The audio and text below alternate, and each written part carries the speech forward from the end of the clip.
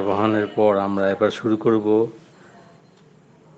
The secret of বেদা, বেদ রহস্য পাঠ ও আলোচনা করবেন শ্রী সুধেন্দু সাহা।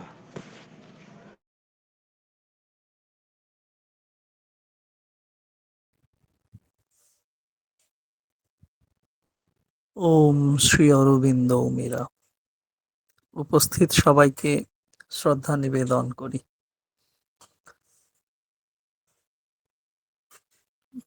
আজকে কার্তিকদার গলা পেলাম না। যাই হোক, আমরা যেরকম পড়ে থাকি ওই মাসের দুটো শনিবার, দ্বিতীয় এবং চতুর্থ শনিবার। আজকে চতুর্থ শনিবার, দ্য সিক্রেট অফ দ্য ভেদা। তা আগে যেদিন শেষ বোধ হয় 14 তারিখ পড়েছিলাম, 13-14 এরকম একটা, 14ই মার্চ, 14 সাথে 21 আর সাথে 28। তো সেখানে আমরা যেখানে শেষ করেছিলাম এরকম একটা আলোচনা ছিল। ওই প্যারাগ্রাফটি 14 নম্বর অনুচ্ছেদের 5ম বাক্য ছিল, still this element in Shayona's commentary is the true parent of the European science of comparative mythology. তো সায়নাচার্য যেরকম ভাবে ঋগ্বেদীয় আলোচনা করেছেন, তার ভাষ্য জগৎ বিখ্যাত। তো তিনি পারতপক্ষে ইউরোপীয় যে তুলনামূলক মাইথোলজি, তার জন্মদাতা। এ বিষয়ে আমরা খানিকটা আলোচনা করেছিলাম। আজকে নতুন একটি প্যারাগ্রাফ শুরু হচ্ছে, 15 নম্বর অনুচ্ছেদ, প্রথম বাক্যটি দিয়েই পড়া শুরু করি।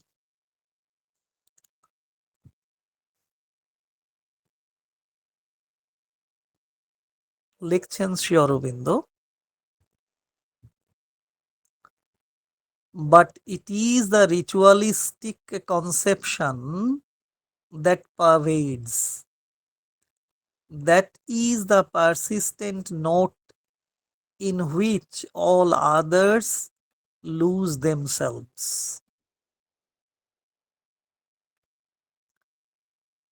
কিন্তু আনুষ্ঠানিক ধারণাটি ব্যাপক,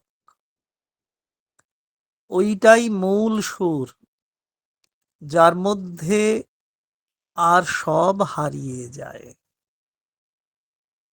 কি নিদারুণ সত্যের উপস্থাপনা! যে আনুষ্ঠানিক ধারণাটি ব্যাপক রূপ ধারণ করে, ওটাই মূল সুর হয়ে দেখা যায়। আর সেই আনুষ্ঠানিকতার মধ্যেই আর সবকিছু হারিয়ে যায়, এরকম একটা কথা। কত মূল্যবান! আমরা হয়তো এই কথায় ততটা মূল্য দিয়ে উঠতে পারি না আমাদের ব্যক্তি এবং সমষ্টি জীবনে বা সাংগঠনিক জীবনে, কিন্তু বুঝে নিতে হবে। আর এই কথা বুঝতে খুব একটা পণ্ডিত হতে হয় না, বিদুষী হতে হয় না। আমরা ভীষণভাবে কথার অর্থ সম্বন্ধে বুঝতে পারি। প্রাত্যহিক ঘটনাগুলো বা আনুষ্ঠানিক ক্ষেত্র অনুযায়ী যে পর্যায়গুলো আমরা উদযাপন করি, এই তো সামনে রবিবার 29শে মার্চ, কম বেশি সকল সেন্টার ব্রাঞ্চেই তার উদযাপন চলবে, হবে, আশা করব তাই। প্রতিটি সেন্টার ব্রাঞ্চ এই দিনটিকে বিশেষভাবে পালন করবেন। তা আমরা বুঝতে পারি ওই যে আনুষ্ঠানিকতার মধ্যে বাকি সব হারিয়ে যায়, আনুষ্ঠানিকতাকেই বেশি গুরুত্ব দিয়ে ফেলি, সব ঠিক। তবু বুঝতে পেরেও তেমন কিছু একটা করে উঠতে পারি না। ওই ভাবি, এক একটা অনুষ্ঠান হয়ে যাওয়ার পরে ভাবতে থাকি যে বড় বেশি আনুষ্ঠানিকতার মধ্যে ডুবে গিয়েছিলাম, কিন্তু অন্তর্নিহিত যে ভাব ও সত্য, তাকে কতটা মর্ম দিয়ে উপলব্ধি করতে পেরেছি বা তাকে গ্রহণ করবার জন্য কতটা অন্তর্মুখী হতে পেরেছি, পরে কিছু কিছু ভাবনা নিশ্চয়ই হয়। কিন্তু তেমন একটা কিছু করে উঠতে পারি না। বিচার করতে গেলেই একটু আধটু হলেই দেখা যাবে যে বাহ্যিক অনুষ্ঠানের জন্য এত বেশি সময় দিতে হয়, কারণ আছেই। বাহ্যিক অনুষ্ঠানের জন্য বড় বেশি সময় দিতে হয়। বার্ষিক অনুষ্ঠানগুলো যখন হয় তখন প্রতিটি সেন্টার ব্রাঞ্চেরই কত প্রস্তুতি থাকে আগে ভাগে, 1 সপ্তাহ আগে বা 15 দিন আগে বা 1 মাস আগে থেকে মানসিক প্রস্তুতি থাকে, প্রাণিক উদ্দীপনা কাজ করতে থাকে, শারীরিক শ্রম দিতে হয়, এরকম ভাবে এগিয়ে যায়। তা ওই যে বাহ্যিক অনুষ্ঠানের জন্য সময় দিতে হয়, বেশি সময় দিতে হয়, তারও তো কারণ আছে। বাহ্য জীবনের আনুষ্ঠানিকতাকে গুরুত্ব দেওয়ার পিছনে যথেষ্ট কারণ আছে। কারণ হিসেবে এরকম যদি বলা যায় যে বাহ্যিক অনুষ্ঠানের যে পূর্ণাঙ্গতা, আমি পূর্ণতা কথাটি বললাম না, পূর্ণাঙ্গতাই বলছি, যে বাহ্যিক অনুষ্ঠানের যে পূর্ণাঙ্গ একটা রূপ দেওয়ার চেষ্টা করি বা সেটাকে আরো সহজ করে যদি বলি আড়ম্বর, বাহ্যিক অনুষ্ঠানের মধ্যে যে পূর্ণাঙ্গতা, তার মধ্য থেকে আড়ম্বরের ভাবটাই বেশি বেশি বেশি ফুটে ওঠে এবং আমাদের সামাজিক স্বীকৃতি দেয়। কে কত আড়ম্বর করতে পেরেছে, কে কত বড় মিছিল করতে পেরেছে, কে কত বেশি মানুষকে ডেকে আনতে পেরেছে, এরকম একটা ছদ্মবেশী প্রতিযোগিতা আমাদের মধ্যে থাকে।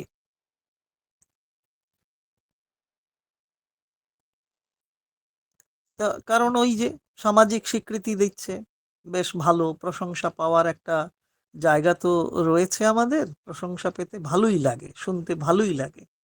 যিনি ভালো বলেন তার সঙ্গেই বন্ধুত্ব বেশি হয়, যিনি একটু আধটু সমালোচনা করেন তার সঙ্গে বন্ধুত্বটা কমে যেতে থাকে। এটা তো আমাদের একেবারে স্বাভাবিক আর্থসামাজিক পরিবেশে যে প্রাণময়তার আম, উম, বেশি চাপ পড়ে যায় বলে এগুলো হয়ে ওঠে।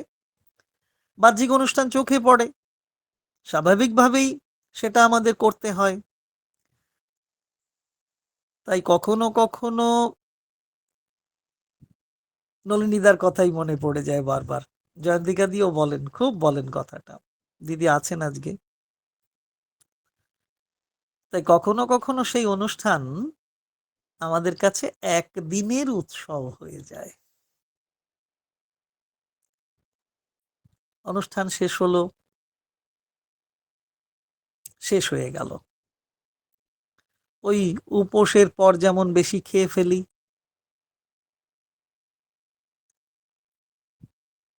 তা বাহ্যিক অনুষ্ঠানের পর মূল অনুষ্ঠানের ঋদ্ধতা সবসময় সবার কাছে ঠিক মতো করে ধরে রাখা সম্ভব হয় না। বিভিন্ন জায়গায় দেখি না যে বড় কোনো অনুষ্ঠানের পরে আর কারুকে খুঁজে পাওয়া যায় না। কত আন্তরিকভাবে অনুষ্ঠানের আয়োজন করা হলো, অনেক লোকজন এলেন, বিভিন্ন আলোচনা, সঙ্গীত পরিবেশনা, আবৃত্তি হলো, বেশ কথা। কিন্তু শেষটায় অনুষ্ঠান শেষ করার পরে আর তেমন লোক পাওয়া যায় না। সেই রবীন্দ্রনাথের সেই চিঠির কথাই মনে পড়ে, চিহ্নপত্রাবলিতে বোধ হয় বহুকাল আগের পড়া, যে ওই মেলার বর্ণনা দিতে গিয়ে বলছিলেন না যে মেলা শেষের পর তারপর বর্ণনা দিতে গিয়ে বললেন কত ঠোঙা পড়ে থাকে, এরকম ধরনের। ইন্ট্রোটা আমি বলতে পারবো না, ঠিক বলতে পারছি না ঠিক। ওই যে কত ঠোঙা পড়ে থাকে, শাল পাতা গড়াগড়ি যায়, হাওয়ায় ওড়ে, এমন কথা তো লিখছেন মেলার বর্ণনা দিতে গিয়ে সেই রানুদিকে। তা এই রকম ক্ষেত্রগুলো নিশ্চয়ই আমাদের জীবনে ধরা পড়ে, যে আমরা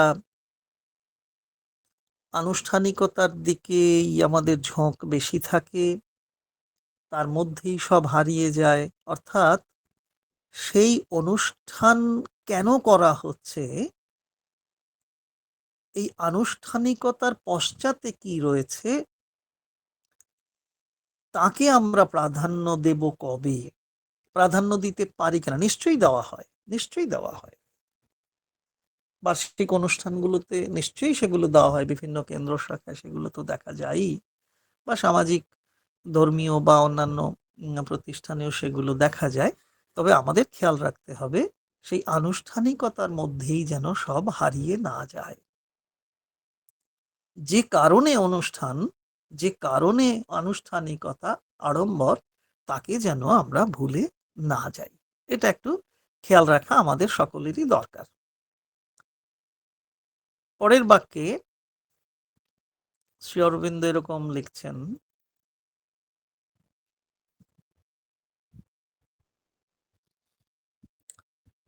in the formula of the philosophic schools, the hymns, even while standing as a supreme authority for knowledge, are yet principally and fundamentally concerned with the karmakanda, with works, and by works was understood preeminently the ritualistic observation of the Vedic sacrifices.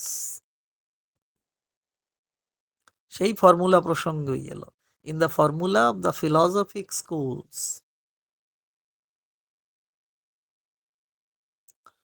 দার্শনিক সম্প্রদায়ের কথা বলা হচ্ছে, তার যে নীতি নির্দেশ সম্পর্কে বলা হচ্ছে, দ্য হিমস, মন্ত্র সূক্তের কথা বলা হচ্ছে, even while standing as a supreme authority for knowledge, are yet principally and fundamentally concerned with the কর্মকাণ্ড, with works. তো সেটাও কি? And by works was understood preeminently the ritualistic observation of the Vedic sacrifices. দার্শনিক সম্প্রদায়গুলির মতে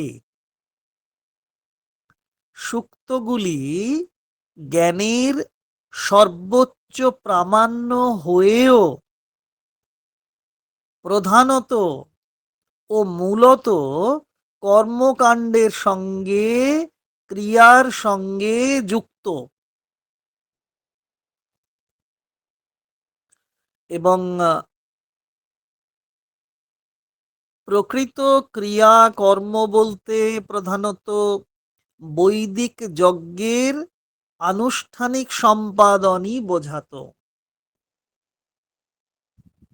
তাহলে দার্শনিক সম্প্রদায় সূক্ত, জ্ঞান, কর্মকাণ্ড, তার সঙ্গে কি কি যুক্ত, এবং শেষে ওই যে বৈদিক যজ্ঞের আনুষ্ঠানিক সম্পাদনই বোঝাতো, সেখানের এই বিষয়গুলো তুলে ধরছেন।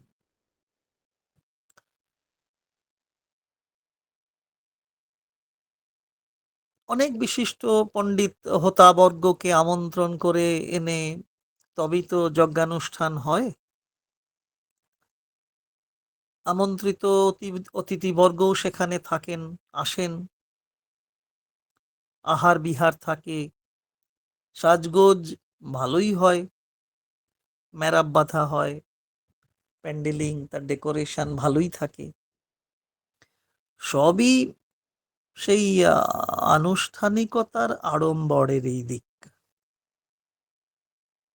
তার মধ্য থেকে কেউ কেউ নিশ্চয়ই যজ্ঞানুষ্ঠানের নিহিত আবেদন নিবেদনের বা প্রার্থনা উপাসনার সুরটুকু গ্রহণ করতে পারেন, জীবন গড়ার কাজে নিজেকে বা নিজেদেরকে নিযুক্ত করতে থাকেন।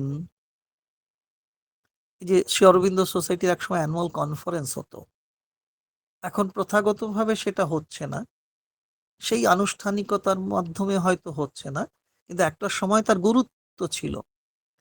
2000 সালে যখন কলকাতা শ্রী অরবিন্দ ভবন প্রেক্ষাগৃহে সেই প্রথম কনফারেন্স হয়, তারপরে বেশ কয়েকটা কনফারেন্স চললো,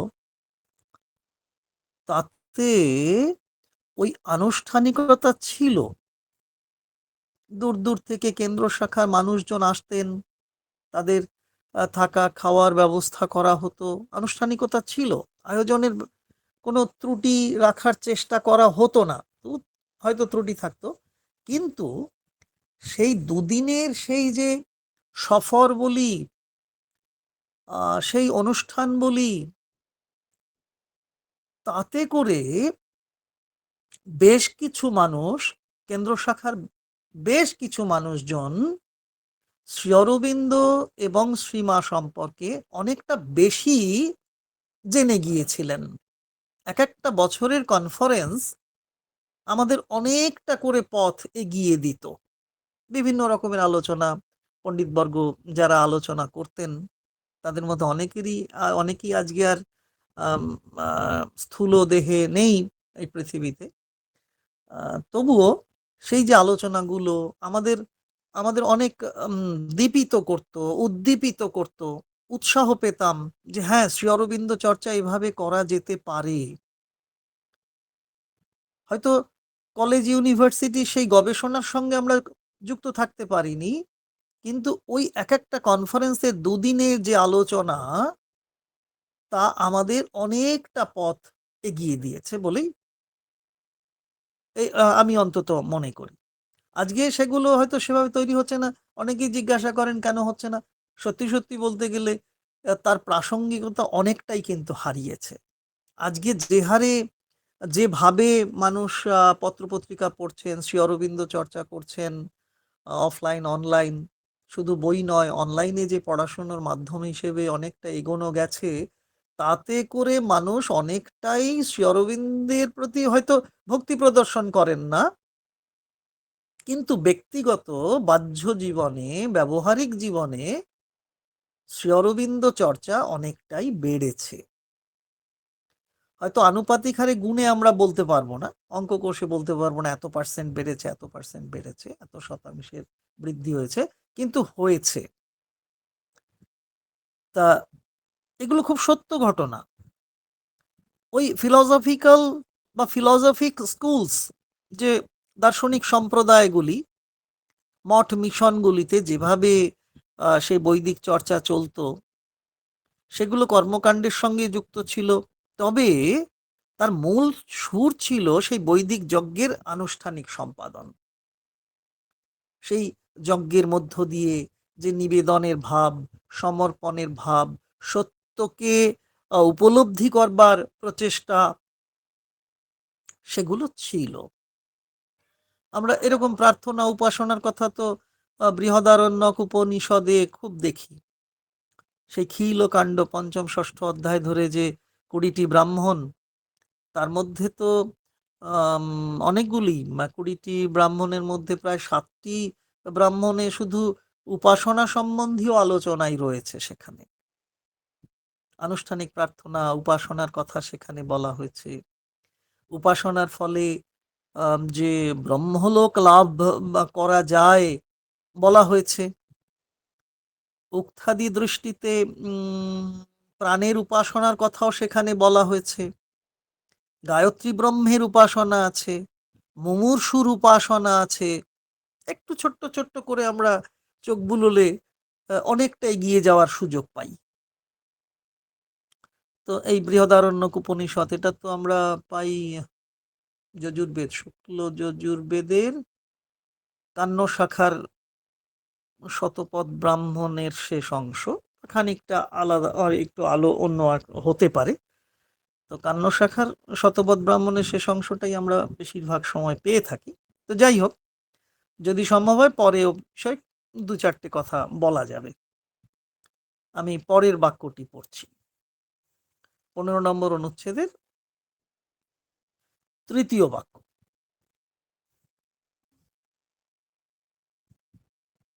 লিখছেন Shri Aurobindo, science labours always in the light of this idea.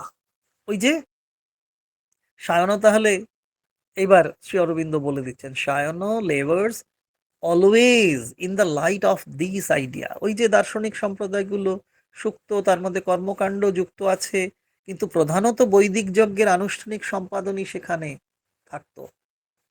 সায়নও সর্বদাই এই প্রত্যয়ের আলোতেই কাজ করেছেন। হ্যাঁ, আমরা জানছি, বুঝছি যে বৈদিক যজ্ঞের আনুষ্ঠানিকতা বিষয়ে সায়ন মহারাজ আলোচনা করেছেন। আনুষ্ঠানিকতার মধ্য দিয়েই কর্মকাণ্ডের প্রকাশ হয়েছে।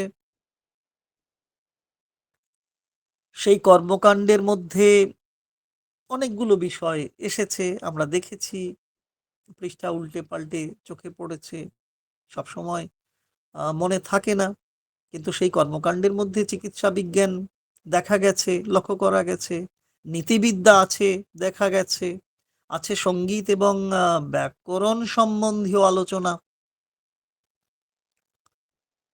আমরা খুব ব্যস্ত জীবন যাপন করি, সেখানে চিৎশক্তির প্রাবল্য কম। ওই যে গতকালই আলোচনা করছিলাম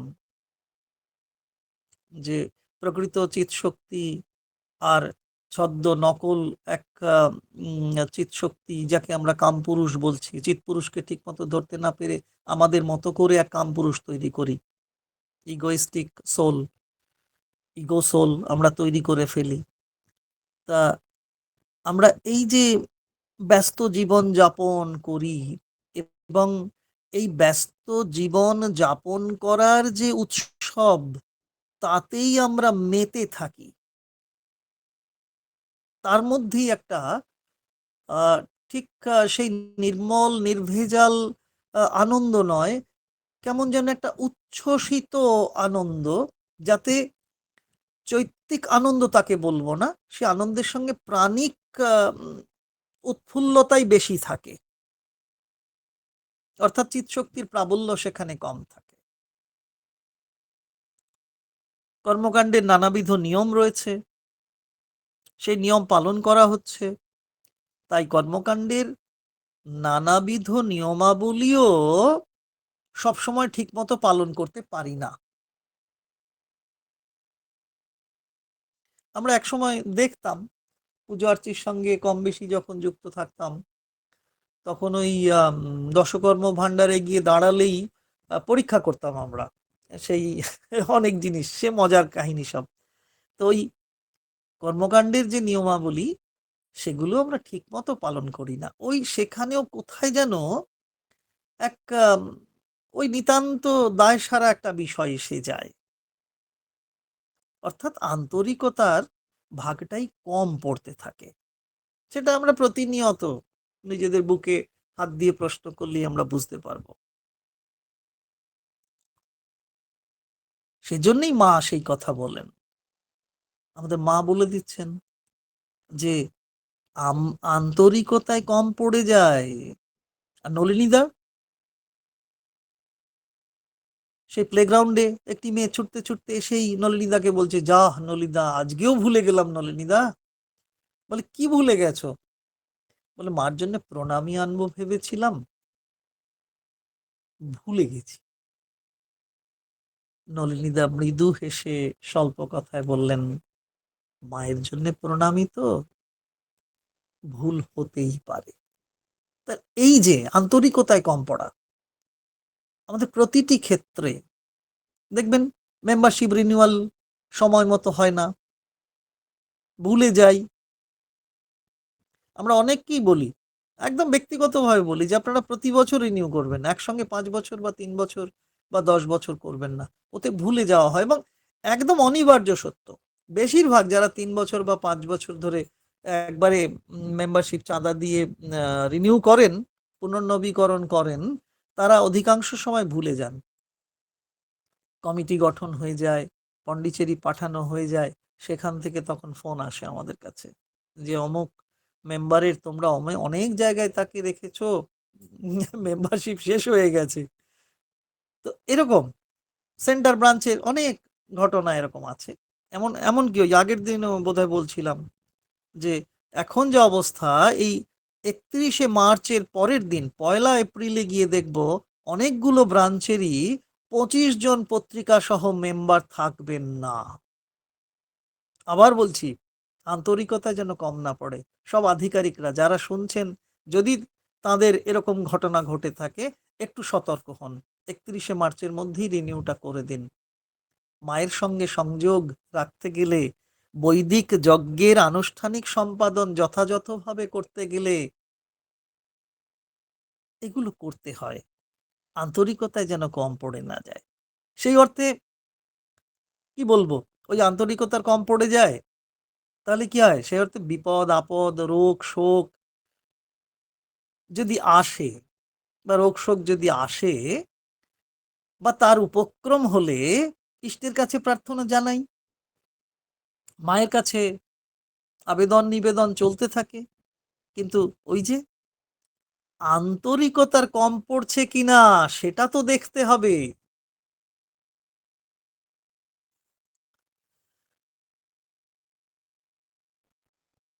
কর্মকাণ্ডীয়, যে কর্মকাণ্ডীয় বা কর্মকাণ্ডের বিষয়গত যে ক্রিয়া, সেই কর্মকাণ্ডীয় ক্রিয়া সম্বলিত আনুষ্ঠানিক প্রার্থনা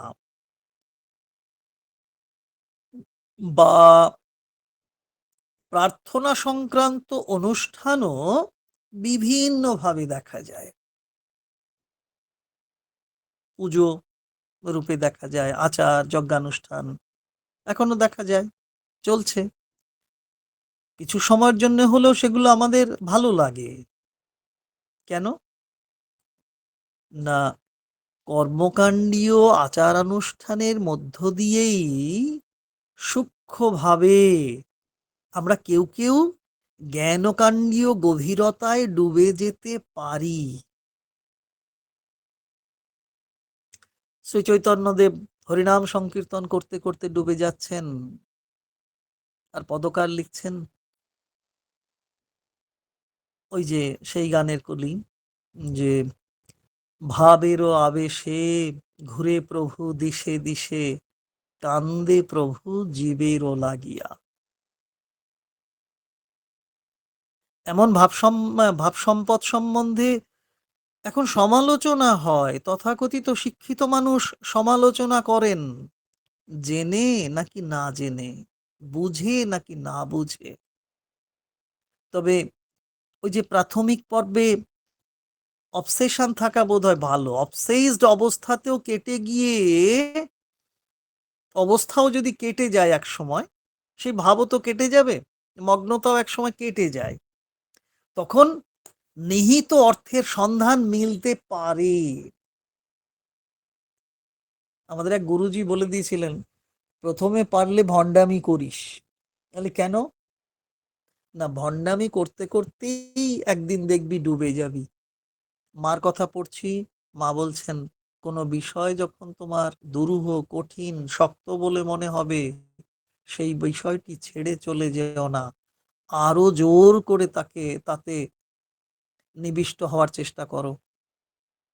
ধাপে ধাপে ধাপে ধাপে একটা সময় তুমি নিবিষ্ট হবে, একাগ্র হতে পারবে, এবং তখন দেখবে বাইরের দিকে তোমার আর কোনো প্রবণতা নেই। তুমি অন্তর্মুখী হয়েছ, গভীরে ডুবে গিয়েছ, ভিতরের ভাব ও সত্যকে তুমি গ্রহণ করতে পারছো। শ্রী অরবিন্দ বলছেন সেই কথা, all prayer rightly offered brings us closer to the divine and establishes a right relation with him. Letters on ইয়োগাতেই পাওয়া যাবে। তা যে কোনো প্রার্থনা তা যদি যথাযথভাবে করা হয়, তাহলে দিব্যের কাছে পৌঁছানো যায়, শ্রী ভগবানের কাছে পৌঁছানো যায়, ইষ্টের কাছে পৌঁছানো যায়, গুরুর কাছে পৌঁছানো যায়। এবং তার সঙ্গে কি হয়? তার সঙ্গে সঙ্গে তার সঙ্গে ঘনিষ্ঠ সম্বন্ধ স্থাপিত হয়।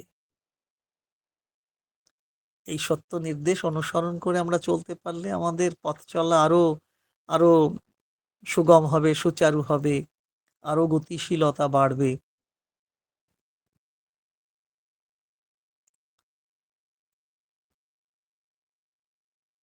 বেশ, এটা হয়েছে। আর নতুন প্যারাগ্রাফে যাও, ওই নতুন বাক্যে যাচ্ছি না। সবাই ভালো থাকুন, আনন্দে থাকুন।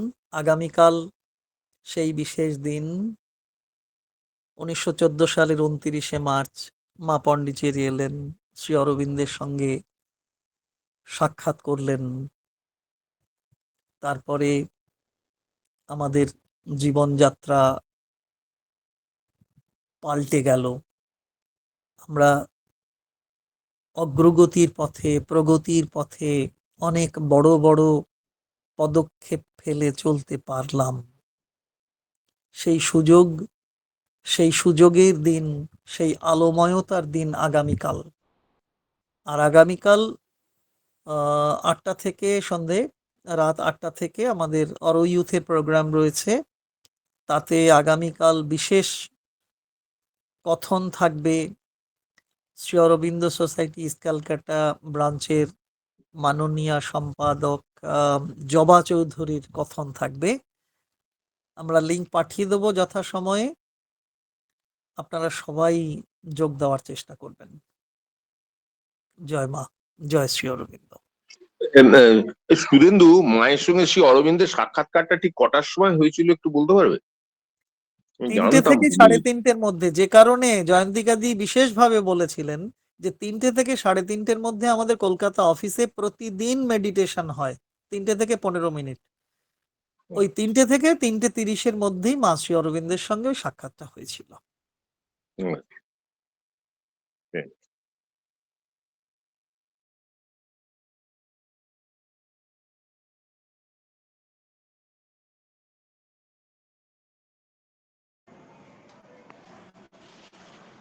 আর কারো কিছু বলবার আছে কি?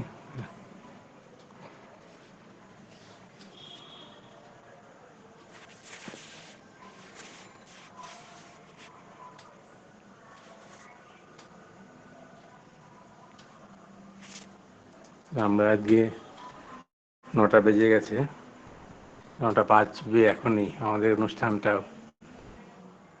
ঠিক সময় আজকে শেষ হয়েছে। মা শ্রী অরবিন্দের প্রতি আমাদের অশেষ কৃতজ্ঞতা জানাই। আগামীকাল আমরা প্রত্যেকেই আমাদের প্রত্যেকের সেন্টারে বিশেষভাবে পালন করতে পারি, যাতে সেই চেষ্টায় থাকবো অবশ্যই। সবাইকে শুভেচ্ছা জানিয়ে শুভরাত্রি জানাই।